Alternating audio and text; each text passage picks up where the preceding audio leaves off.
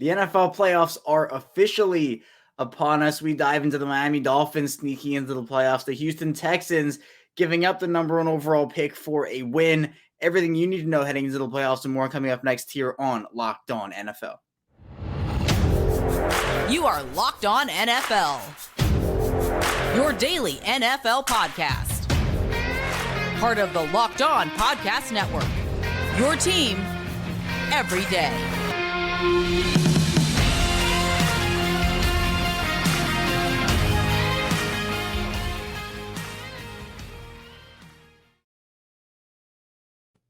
Welcome in to another edition of the Locked On NFL podcast, part of the Locked On Podcast Network, your team every day. It's Monday. You have me, Kevin Oestreicher, one of the many NFL experts here over on our network, here on the Locked On Podcast Network. We're free and available on all platforms, including over on YouTube. And we are going to be breaking down the biggest stories from across the NFL, across Week 18, and heading into now the 2022-2023 NFL playoffs. But today's episode of Locked On NFL, this podcast is sponsored by BetterHelp. It's not a crisis line. It's not self-help. It's professional therapy done securely online, available to people worldwide. And they have a special offer to Locked On NFL listeners. Get 10% off your first month at BetterHelp.com/LockedOn. And we are back here. It was a wild Week 18, the last week of the regular season.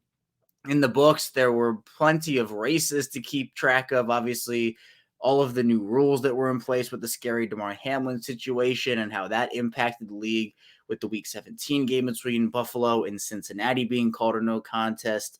We're going to dive into it all here today. And the first thing we'll be talking with Kyle Krabs of Locked On Dolphins about how the Dolphins were able to sneak in to the postseason. They needed some stuff to happen. They needed to win themselves.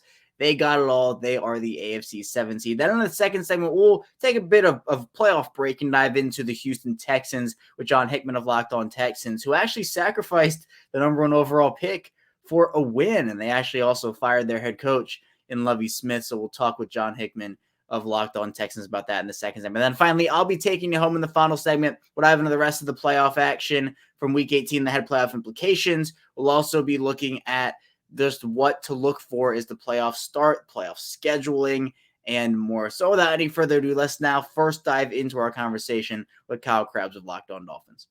Well, the Miami Dolphins, they're a playoff team. They ended up getting into the big dance. Here to talk about that with me, Kyle Krabs, the host over at Locked On Dolphins. And Kyle, wasn't necessarily a pretty way for the Dolphins to get in here, an 11-6 win over the Jets, which actually just seems more like a high baseball score as opposed to a football score. No touchdowns in this one. But first, before we get into the actual Dolphins playoffs, how are they able to get this game into their control, win it, and get into the playoffs?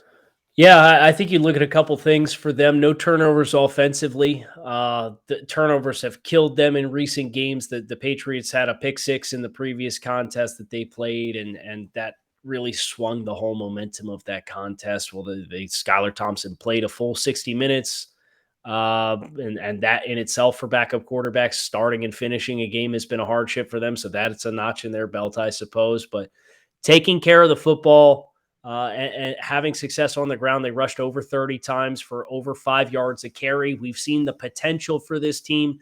And against a good Jets front without Teron Armstead, they actually went out and they did it. And they only had one run of over 20 yards. So it's not even like their numbers were juiced by two explosive runs. I thought they consistently found room to run. And then their run defense, they put the Jets in a lot of third and longs. And the Jets had some success on third downs, almost 50% conversion rate. But they had to work for it just about every time because Christian Wilkins up front, Jalen Phillips, they created a lot of chaos. And those guys did not make it easy for the Jets to have a balanced offensive attack in spite of the fact that this game, as you mentioned, was so low scoring all the way throughout. Yeah, the Dolphins needed a Patriots loss. They got it, and they were able to get the job done and get in here. But Kyle, when you're talking about streaky, I think the Dolphins are the definition, this season at least, of what a streaky team has been. Have the 3-game win streak to start the year, then a 3-game losing streak, then the 5-game win streak, and then the 5-game losing streak before this win here in Week 18. So I want to ask you, who are these Miami Dolphins heading into the playoffs? They are a team that can play very explosive, dynamic football in spurts as far as their ability to complement all phases of the game. That's not really something that they've shown in any contest other than the Browns game at week 10, just before the bye, and the first half of the Texans game in week 12 coming out of the bye are probably the two best snapshots that you can have of this team playing fully complementary football. If it's the defense and the offense are playing well, then special teams are going to miss a field goal, set the opposing team up on a short field, and then the defense is going to give up an explosive play. Or if the defense is playing well, the offense will have a turnover, or the offense will play well, and the defense just can't get the opposing quarterback down. So they're a very challenging team to know what elements are going to have success on any given week and what elements are not. I think one thing in the playoffs that the Buffalo Bills, who the Dolphins will play for the third time, should be keeping an eye on, as you would expect, is the injury report. Raheem Mostert left this game. He finished 11 for 71, ran really inspired with the football yet again. He's been one of the best stories of the season, and he ran inspired in this contest against the Jets. Left with an injury portion of the way through the game. Tyreek Hill, battling an ankle injury, was held to 2 catches. Jalen Waddle got pulled down on a horse collar tackle late in the game. He came limping off. Of course, Tua Tagovailoa, Teron Armstead didn't strap up. The other starting tackle, I guess the de facto starting tackle, Brandon Shell, who they picked up as a street free agent at the beginning of the season, has played pretty well. He went off, so they had to move their right guard out to right tackle. So it's like half the starting lineup offensively is going to be up in the air as far as their availability for the wild card round. And that'll be the big defining factor on how big of a puncher's chance the Dolphins have. Right, and I think the biggest name out of all those, at least for the Dolphins on offense, is Tua Tagovailoa and just what his status will be. Kyle, do you feel like there's any chance he suits up based off all the head injuries he's gone through this year? I think there is a chance. You kind of heard after the first week, I believe it was Jay Glazer of Fox that had reported that Tua Tagovailoa had been telling people he'd like to play in the playoff game if the Dolphins made it. Well, they made it, but I think the Dolphins were very emphatic to kind of shut him down in the final finale of the regular season to make sure that he wasn't putting additional stress or pressure or rushing back into just, you're not playing for the time being, right? And they're going to see how this week goes and obviously follow concussion protocols. And but he was not too deep into the concussion protocols at the end of last week. So I do think it is not something that's a slam dunk that we will see him. But I do think, yeah, there's a decent chance that we end up seeing Tagovailoa play in this game against the Bills. And this is going to be the first playoff test as a head coach for Mike McDaniel, who I know, again, he's been leading that team over there in Miami. I know he's a fan favorite for some. I know some not for others, but I know, Kyle, he's someone that has his work cut out for him going up against this Buffalo team in round one. How confident are you in Mike McDaniel in this coaching staff to have this team ready for that round one matchup? Yeah, it's one thing, they're going to be aggressive, right? They came out in this contest with a third string rookie quarterback, and they went for it on 4th and 5 on the opening possession of the game against the Jets. And it's like, man, like you really didn't need to put yourself in a position where you set them up on a short field, but they like to be aggressive. They like to go for it on 4th down. They like to steal a possession or go for points and go for 7 instead of 3 points. So I think that element for sure, and especially if they have the full complement of weapons, they can be a challenge for anybody defensively as far as stopping them from getting into the end zone if they have all of their key pieces. And I think you're seeing the elements of Tua Tagovailoa's game, who he's a polarizing player. He doesn't necessarily play the most prototypical or conventional style of playing the position, but he has some unique skills that they've really tailored a lot of their offense to. And I think you've seen what that looks like without the other players. So if you don't have Tua Tagovailoa, the challenge will be continuing to find explosive plays in the passing game without leaning on those unique traits. And if Tua is back, then I think it's going to be staying disciplined to go with the flow of the game and not get too overly ambitious, which I think Coach McDaniel has done at times throughout the course of the season. Now, with or without Tua, how confident are you that this Dolphins team can pull off this upset? Well, if I'm going to find any inspiration in anything, it's the fact that they did run the ball without their 2 starting tackles against a really good Jets defense for over 5 yards a carry. And they ran the ball well against the Bills the last time they played them up in Orchard Park. That was a game that was tied at 29. The lake effect snow comes in late. The Bills have a long possession to milk the rest of the clock, kick a game-winning field goal on the last play in Orchard Park. So they went up there and gave a hell of a shot as far as playing really inspired ball. But they're going to have to be balanced on offense. So if I'm going to find any solace in the outlook for this week, it is the fact that they have had success running the ball. It's the commitment to staying focused on being balanced and using those explosive weapons as complements at times throughout the course of the game and manufacturing some explosive plays that way. So I certainly wouldn't favor the Dolphins to go up here and pull this thing off. But I think back to that last contest, and if you have all the pieces that played in that game, I think this can be an entertaining football game. And of course, the season series right now sits at 1-1. So it's only fair that we get the rubber match and figure out who gets bragging rights all offseason. Yep, we'll figure out those bragging rights, and every team is 0-0. New season starts in the playoffs, so any team has a chance when it comes to the postseason. But for more on the Dolphins and Kyle's work, be sure to check out the Locked On Dolphins podcast, part of us over here at the Locked On Podcast Network, your team every day. Kyle, I appreciate you. Thanks so much.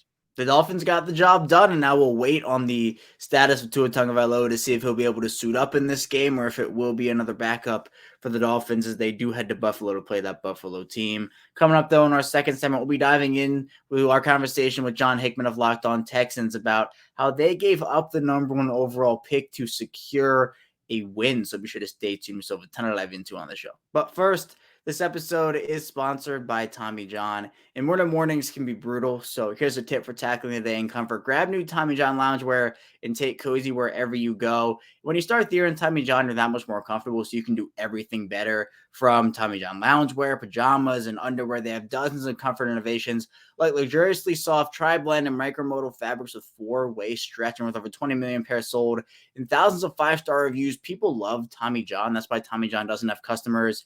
They have fanatics, and Tommy John has so many different things for whatever you might need. And if you want to be more comfortable heading into the new year, you can grab some Tommy John and they will have you covered. Get 20% off your first order at TommyJohn.com/lockedon. 20% off right now at TommyJohn.com/lockedon. See site for details. And this show is sponsored by BetterHelp Therapy Online, and I really do wish that life came with a user manual, but BetterHelp Online Therapy, it's basically the next best thing. Unfortunately, life doesn't come with a user manual, so when it's not working for you, it's normal to feel stuck. Therapists are trained to help you figure out the cause of challenging emotions and learn productive coping skills, which makes therapy the closest thing to a guided tour of the complex engine called You. BetterHelp has connected over 3 million people with licensed therapists. It's convenient, secure, and accessible anywhere. And therapy can help you with so many different things, such as learning coping skills, self-empowerment, dealing with trauma, and more. And so many people have benefited from therapy as well. And everyone deserves to feel their best. BetterHelp makes it easier to get started. As the world's largest therapy service, they've matched millions of people with professionally licensed and vetted therapists available 100% online. All the benefits of in-person therapy, plus is more convenient, more accessible, and more affordable. You just have to fill out a brief questionnaire to match with a therapist, and if things aren't clicking, you can easily switch to a therapist anytime. It really couldn't be simpler. There are no waiting rooms, there's no traffic, and no one is searching for the right therapist. So get unstuck with BetterHelp. Learn more and save 10% off your first month at BetterHelp.com/lockedon. That's BetterHelp, HELP.com/lockedon. We're back here, our second segment of Locked On NFL. Kevin Oestreicher, your host, still hanging out with you here as we are now done with the 2022 regular season. We now move into the 2022-2023 playoffs as we now have everything set. We'll be diving into everything you need to know about the playoffs in the final segment. But before we do that, in the second segment, we'll be talking with John Hickman of Locked On Texans about this Houston team that picked up a win, a very impressive win, I have to say, over the Colts in Week 18. But the thing is, with that win, they end up losing the first overall pick, and they have now the second. So we'll talk with John Hickman about that, and we actually talk about if the Texans should move on from Lovie Smith. Well, the Texans, after we recorded this interview, actually did move on from Lovie Smith even before Monday. So we'll get John's opinion on what he thinks the Texans should have done in that situation, and obviously comparing it with what the Texans actually did, which is actually firing Lovie Smith. So let's dive into our conversation now. John Hickman of Locked On Texans. Well, the Houston Texans both won and lost on Sunday against the Colts as they picked up a big victory, but in the process lost the number 1 overall pick. Here to talk with me about that today, John Hickman, one of the hosts over at Locked On Texans. John, I know there are a lot of varying opinions of the Texans fan base right now about just should the Texans have actually tank for this number 1 overall pick? Or, does this win kind of put hope for the future in a lot of fans' hearts? So let's start with the actual game. The Texans picking up at 32-31, last second win. They obviously go for the 2-point conversion. They left no stone unturned in this game. How were they able to actually pick up this victory, and did it give you any hope for the future with this team? Man, I think they got this victory by just playing ballsy, aggressive, not passive, not holding back, doing all of the things that many people around the city of Houston, in the United States, fans of this fan base wanted to see throughout the course of the entire 18-week season. Right? We look back at certain weeks, especially we go immediately, like all the way back to week 1 when they took on the Colts. You played for the tie. This go round, week 18, 17 weeks later, you play for the victory, right? You don't even allow it to go to overtime. And so I think that's how they won, right? They trusted each other. They got creative. Guys were able to execute the fourth quarter. As much as the discourse around Davis Mills has been kind of a roller coaster up and down, I think on Sunday against the Colts, he kind of shut everybody up. Like, hey, I can still play quarterback in the NFL, not necessarily maybe at the starter level, but I can make some throws, right? Even with Brandon Cooks early in the year, wanted to be traded at the deadline, didn't get that done. He was a guy that presumably you would have thought that maybe he should be sitting out this game. No real reason to play him. He goes out there and has his first 100-yard game of the year. So I think they just played together, played tough football, trusted each other. And for the players in their locker room, has been pretty stinky this year in terms of wins and losses. They kind of said, screw your number 1 pick. We want to end the season off on a high note. Right, and I think that's the type of thing you want to see from a team that I know obviously Absolutely. it doesn't have anything to play for this year, but even at the loss of the number 1 overall pick, you still get a win that I think could even build momentum into the future for next year. But John, I know again the varying opinions of the Texans fan base. Some people really wanted that number 1 pick to have it. Other people are just fine with them losing it, picking up this win and getting number 2. Where are you on that spectrum? I'm okay with either. Either or was okay for me on Sunday. Like, I look at number 1 as the ultimate control. Like, at number 1, you could do whatever with whoever that's coming out of the draft. But with them getting a win on Sunday, maybe the Houston Texans feel like the guy that they really want is going to be available at number 2. And they don't have to go through the scrutiny of picking the player that they really want at number 1. They can go ahead and take him at number 2. I'm fine with it. I think for Houston, it's a win-win situation. You end the season off on a high note, and regardless of what happens in this upcoming draft, that second pick will result in a quarterback, whether it's Bryce Young, whether it's C.J. Stroud. And, if you're a religious person, I'm praying that it's not Will Levis. But that pick will result in a pick, in a quarterback pick. So I'm fine with it. I think that in order for them to utilize some of the foundational players that they've brought in over the past couple of seasons to get it right with the quarterback, they got the chance to do it at number 2. Right, and this is a Texans team that has multiple first-round picks. It's not just number 2. You have other opportunities in that first round to go out there and get somebody. John, if you were the Texans, obviously we have free agency to go. That'll dictate a lot of needs for the Texans and where you're kind of looking. But how would you have that first round play out perfectly in your mind if you're the Texans? Man, I got to go quarterback number 1 in terms of your first pick. And again, free agency will determine a lot. But Houston lacks explosiveness in youth with their skill position. So wide receiver. I got to go wide receiver after that. Although if there's a player on the defensive side of the ball, specifically with their defensive front that they like, then I'm totally fine. And I can see the justification with drafting a defensive tackle or a DN that they really like between 11 to 12, wherever the pick stands right now from the Browns. I get it.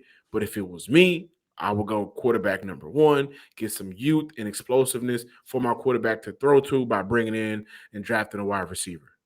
And I know there are questions about who we're going to be coaching those draft picks, as I know some reports surfaced. Now, the Texans went one and done last year with David Culley. He coached them for 1 year. They move on. They bring in Lovie Smith.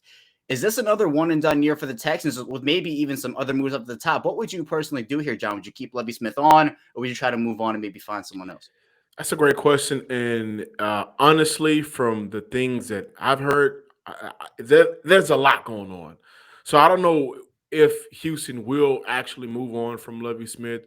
And I've been saying this all year, guys. If they move on from Lovie Smith, then Lovie Smith should also be holding the door for Nick Caserio to walk out right behind him. I feel like he should be going as well. So with that being said, if it were me, I would move on from Lovie. I would move on from Lovey. I would move on from Nick Caserio. If I'm the owner, I would look at all things and I would have to say to myself, I made some terrible decisions, some terrible mistakes. I have to live with those, but I have to, steer this franchise, get it back on the right track. And to do so, I got to put people that will make the right decisions and it won't backfire 12 months later. 12 months later, if we do it again, it'll be 2 years in a row, I'm looking for a new coach. That is inexcusable. I've never seen a situation where we've seen a franchise allow 3 head coaches in 3 consecutive years. And if we go back before David Culley, it'd be 4 coaches. Really 5. Bill O'Brien, Romeo Crennel, David Culley. Now we're looking at Lovie Smith. So if they move on, that's 5 in 4 years. I think that's inexcusable. Can't do it. If I'm Cal McNair, I bite the bullet and I move on from both candidates, both guys in the building right now. Yeah, and I think this win it inspired some hope for some Texans fans for sure, but I think there are a lot of questions ahead in this offseason. What do you do with number 2? Who is leading these guys next year? A lot still ahead in this offseason. And for more on the Texans and John's work, be sure to check out the Locked On Texans podcast, part of the Locked On Podcast Network, your team every day. John, I appreciate you. Thanks so much. The Texans they have some room to grow as a football team, obviously. But for now, they pick up that win over the Colts. And in the offseason, we'll see what they do with their 2 first-round picks. We'll see who ends up leading them during the 2023 season. Hopefully, they're able to find a mainstay at head coach, as they have just gone through coach after coach after coach.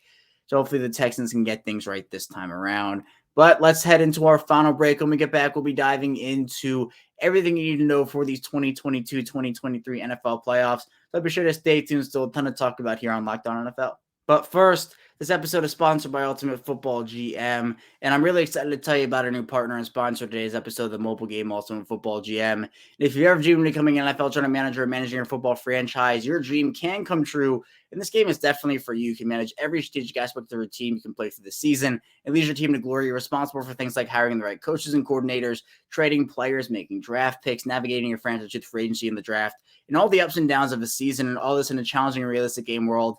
Ultimate Football GM is completely free and playable offline, so you can play on the go as you want and also when you want to. And Locked On NFL hosts, we have a little thing going, a little competition going. So if you want to do that with your friends or family, you absolutely can. And Locked On NFL listeners get a 100% free boost of their franchise when using promo code Locked On in all caps in the game store. That's Locked On in all caps, so make sure to check it out today. Download the game, visit ultimate-gm.com or look it up on the app stores. That's ultimate-gm.com. Ultimate Football GM, start your dynasty today.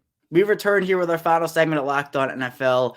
Kevin Oestreicher, your host, still here with you. Thank you so much for tuning in with us, making us your first listen of the day. Be sure to, again, subscribe to us on YouTube, follow along in audio format as well. But here in the final segment, I'll be taking you home as we now dive into what I think is going to be a really, really entertaining playoffs for this whole league. I mean, we have teams, and the thing about this year is that I think any team can go out there and they can win it. Now, the playoffs are a whole new season. You start 0-0. You take it 1 week at a time and go 1-0 every week for 4 weeks, or 3 if you have a bye if you're the 1 seed. And that's all it takes now. It's a lot more difficult than I just made it sound. But I think with so much parity in the league this year, we've seen top teams lose to not good teams. We've seen teams that we thought were going to be really bad in the offseason be really good this year. I think anybody can win. So we talked about the Dolphins and how they were able to sneak into that final wild card spot in the AFC. Well, the NFC had a battle of their own between the Packers and the Lions and the Seahawks. And it was the Seahawks coming out on top as they beat the Los Angeles Rams in a crazy overtime game.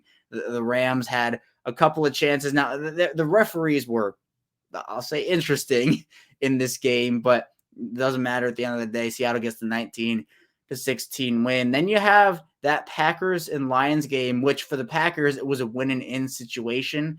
But if the Lions were able to win, since the Seahawks won, the Lions were automatically eliminated there. But the Lions had a chance to play spoiler their divisional rival, and they did it. 20-16 over the Packers, knocking Green Bay out of the playoffs, and that pushed Seattle in. So Seattle gets that 7 seed. So you have Miami sneaking in after some help because they needed the Patriots to lose. Then you have the Seahawks sneaking in after some help is they had to have the Packers lose. Now, there were also some other things to look at, especially in the AFC. Cincinnati and Baltimore was a game that people looked at. Cincinnati ended up getting the win. Lamar Jackson didn't play. The Ravens didn't even have Tyler Huntley. They started their third-string quarterback in Anthony Brown. But that game was important because of the coin flip rule that the NFL put into place after the Damar Hamlin situation, where since the Ravens actually beat the Bengals in Week 5, the NFL, despite the Bengals having the 11-4 record coming in this one, Baltimore 10-6, they said that if Baltimore ended up beating Cincinnati again, they would have had those 2 wins. And they said, you know what? In that case, if the Ravens and Bengals are slated to face off in the playoffs and the Chargers win, which is what needed to happen for that to happen, then there'll be a coin flip to determine where that game would be played. Now, there was no coin flip. The Bengals took care of business. That's what happened, and that was that. But what it would have been something that there was a coin flip. I know the Bengals fans, the Bengals organization were very unhappy for the most part with how the NFL handled it, the rules part of it. They felt like they got slighted, it feels like, and things weren't necessarily fair to them. But at the end of the day, the Bengals, they get their job done. They will be playing Baltimore again. The season series even at 1. The Ravens got the Week 5 game. The Bengals got the Week 18 game. So this one, it's a rubber match. It'll determine that one. Playoff scheduling, though, as we get into this whole thing here, the playoffs, I think, round 1 are going to be very, very good. You have, first, the Saturday game, Seattle traveling to San Francisco at 4:30, and then you have the Jacksonville Jaguars and the Los Angeles Chargers playing at 8:15 with some Saturday night football action. Then January 15th, that Sunday, there are 3 games. You got Miami and Buffalo at 1. Then you have the Giants and the Vikings at 4:30. And then Baltimore and Cincinnati, second Sunday night football game for them this year. That's at 8:15. Then Monday, you got Monday Night Football, Dallas and Tampa Bay. Obviously, the Chiefs and the Eagles have those bye weeks. And if the another rule is that if the Chiefs and the Bills play in the AFC Championship game, that will be played at a neutral site. Another a bunch of neutral site things also with the situation with Damar Hamlin. So this is going to be exciting. You know, the games that I'm looking out for here, I honestly think that the Chargers and Jacksonville game has sneaky potential. I'm looking for the Miami Buffalo game. I think is going to be really good if Tua Tagovailoa is going to be able to play. We talked about that with Kyle a little bit in the first segment. The Giants are a team that they've been sticklers and playing some good football all year. The Vikings are a team that some people are wondering, are they for real? Are they not? So that's when Baltimore, Cincinnati, I have to shout that one out. I think Dallas, Tampa Bay is going to be really good, though. I know those 2 teams have definitely had their ups and downs this season. But then once we get into the second round, we get into the championship games and obviously the Super Bowl, I think we're going to have some fun games to cover here over on Locked On NFL throughout the league. But that's all I have for you here today on Locked On NFL. Thank you so much for tuning in with me here today. When we get back here tomorrow, we'll be diving into more content with your Tuesday host. So be sure to stay tuned for that, and we'll see you right back here tomorrow.